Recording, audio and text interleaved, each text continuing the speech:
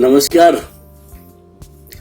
कई दिनों से मैं थोड़ा काम में बिजी था और लेकिन एक बात बार बार सामने आ रही थी।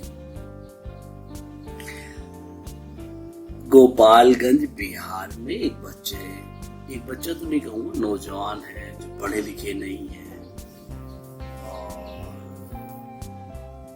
वो लोग काफी सारा पैसा इकट्ठा करके पॉपुलर होकर एक हेलीकॉप्टर बना रहे हैं। उसी तरह महाराजगंज का एक बच्चा जो 8 साइड में पढ़ रहा है वो अपना हेलीकॉप्टर बना रहा है, उसमें इंजन भी लगा रहा है, वो सब कुछ कर रहा है। इससे पहले याद होगा कि बागपत के एक गांव में इदरीस करके कुछ नाम था, बहुत साल पहले की बात है, 10 साल पुरानी बात होगी। उस बच्चे ने हेलीकॉप्टर बनाया था और आजकल उस गांव के घर के पास में जो स्कूल है क्रिश्चियंस का, उस स्कूल की छत पे वो हेलीकॉप्टर रखा हुआ है। अब से इसके अब तो जंग भी लग गया होगा उसका, आधे से आधे खराब हो गया। एक चीज समझने की है कि ये जो बच्चे हैं, जो युवा है या जो लोग जो हेलीकॉप्टर बना रहे हैं, अभी तक जितनों ने भी हेलीकॉप्टर बनाया है किसी का भी उड़ा नहीं। ठीक है, सब कहते थे एक फुट उठ गया, 2 फुट उठ गया, शासन ने रोक दिया, प्रशासन ने रोक दिया। स्वाभाविक भी है कि प्रशासन को भी ध्यान रखना है इस बात का कि नुकसान ना हो और तो किसी की जान न चली जाए इस मूर्खतापूर्ण हरकत कर। रिपोर्टर जाकर उनको मोटिवेट भी कर रहे हैं कि भाई आप अच्छा सोच रहे हैं, बढ़िया सोच रहे हैं, इसमें कोई शक नहीं। एक बात मेरी समझ में आ रही थी कि ये देखो सारे जो जितने भी युवा कुछ करना चाहते हैं, पहली बात तो ये बात क्लियर हो गई कि कहीं किसी सर्टिफिकेट की जरूरत नहीं है किसी भी विज्ञान को आगे लाने। जो लोग ये सोचते हैं कि पीएचडी होल्डर ही दुनिया में नए आविष्कार कर सकते हैं तो वो एक भ्रम है। पीएचडी होल्डर एक ऑथेंटिक मानक हो सकता है इस बात का कि भाई वो जो काम करेगा वो कम से कम सही होगा। लेकिन जितने भी आविष्कार हुए हैं उन आविष्कारों में देखिए नोबेल प्राइज मिलना अलग बात है, वो रिसर्च बेस्ड पर मिलते हैं। लेकिन जो शुरुआती दौर के ओरिजिनल आविष्कार हुए हैं वो सारे आविष्कार किसी भी पढ़े लिखे बहुत ज्यादा पीएचडी होल्डर या ऐसे लोगों ने नहीं किए, सारे युवाओं ने किए। आपके सामने उदाहरण है, हमेशा उदाहरण में बताता भी हूं लोगों को। जेम्स वाट को देख लीजिए, क्या उम्र रही थी उसकी, भाप के इंजन का कंसेप्ट लाया और पूरी दुनिया को एक इंजन का पहिया चलने वाला कंसेप्ट दे दिया। शब्दों पर मत जाइए, भावनाओं को समझिए। आज आपके घरों में जो लाइट जलती है, एल्वा एडिशन उस बच्चे ने आपको बल्ब दे दिया। और बहुत सारी चीजें जो होती रही है और हो रही है। इन सब के साथ में कई सारी चीजें हैं। न्यूटन का सेब गिरना वो भी एक बच्चे का था, बहुत ज्यादा पढ़े लिखे लोग नहीं थे। ऐसे में जब ये बात सुनने को मिलती है, वो खासतौर से भारत में मिलती है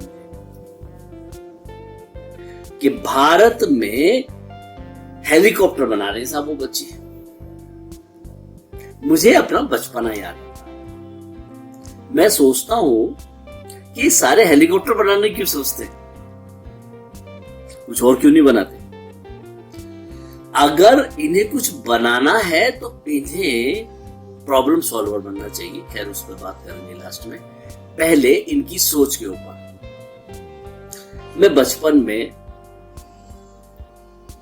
जब छोटा था और हेलीकॉप्टर हमारे गांव में खेतों के ऊपर से उड़ता हुआ जाता था तो मैं अपने दादाजी से कहा करता था कि बाबा हेलीकॉप्टर बनाऊं और तुम्हें उसमें बैठाऊंगा। हवाई जहाज क्यों नहीं? सवाल यह है कि सारे हेलीकॉप्टर ही क्यों बनाते हैं, हवाई जहाज क्यों नहीं बनाना चाहते? हालांकि इनकी ये हेलीकॉप्टर चलने वाले नहीं है, ना गोपालगंज वाले का चलने वाला है, ना महाराजगंज का चलने वाला है, ये दोनों के नहीं चलने वाले। और इससे पहले जो सहारनपुर और बागपत के उन बच्चों ने बनाए थे, अब तो बच्चे नहीं रहे, वो तो नौजवान हो गए, शादीशुदा बालोचुदा है, उन लोगों ने सोचे थे और बनाए थे और अपना टाइम और मनी वेस्ट किया। तो एक बात तो समझ में आ गई कि हेलीकॉप्टर की सोच कहां से आती है। हेलीकॉप्टर की सोच आपके आंगन में बैठी हुई चिड़िया, आपकी दीवार पर बैठा हुआ पक्षी, आपकी मुडेर पर बैठा हुआ कौवा होता है। जहां से उड़ जाए मर्जी से, जहां जाके बैठ जाए, जहां से टेक ऑफ कर ले, जहां मन करे लैंड कर ले।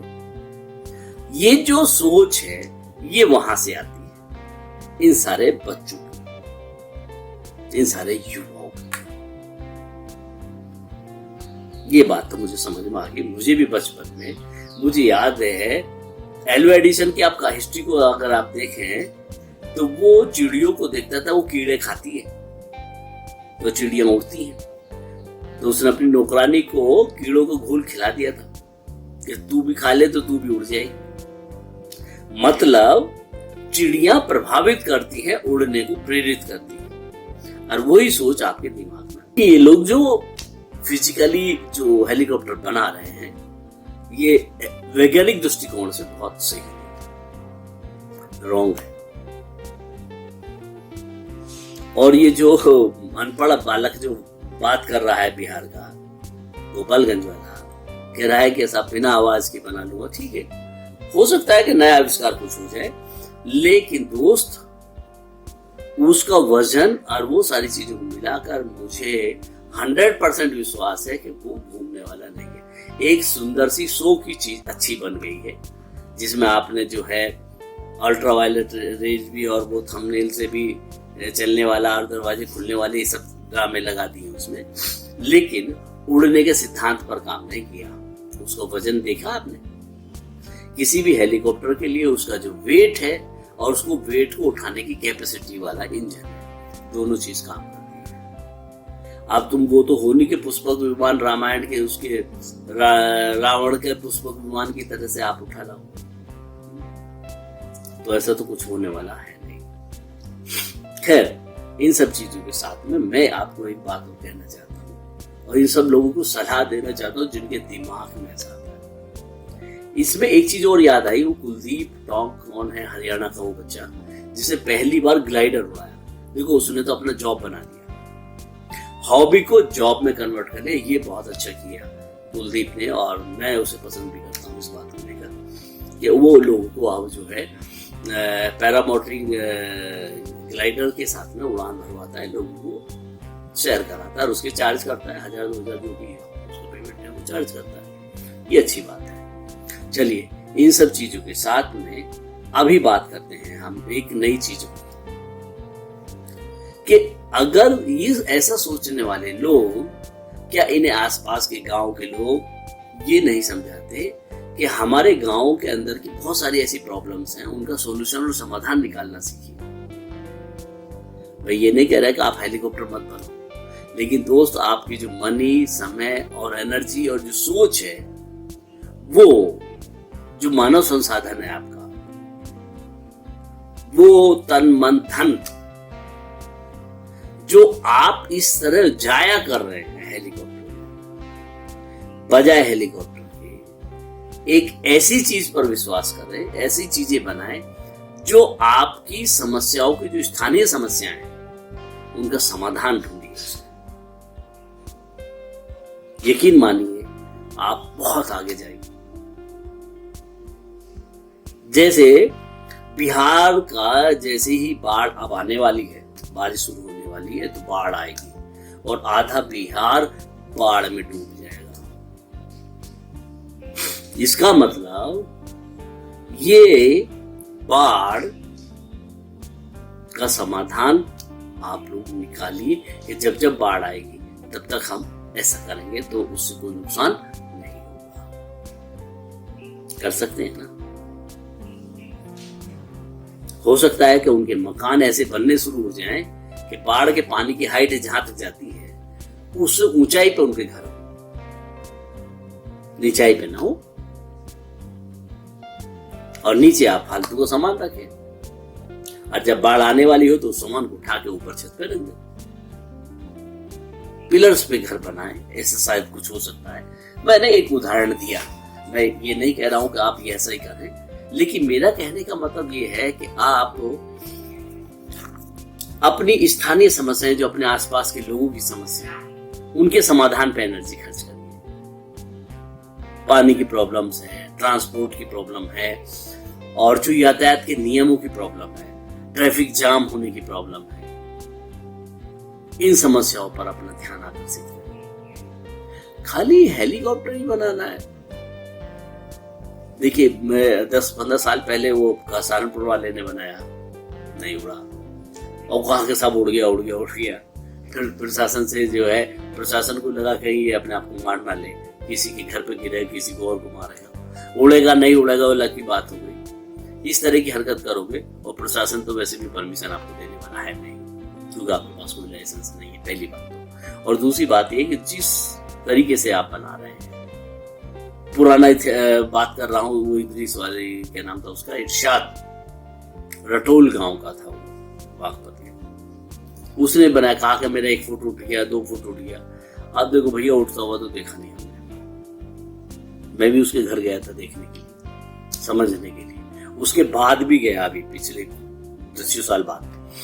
अभी वो जंग लगा हुआ, वो छत पे रखा हुआ है, वो भी खत्म हो गया, उसका शौक था पूरा हो गया।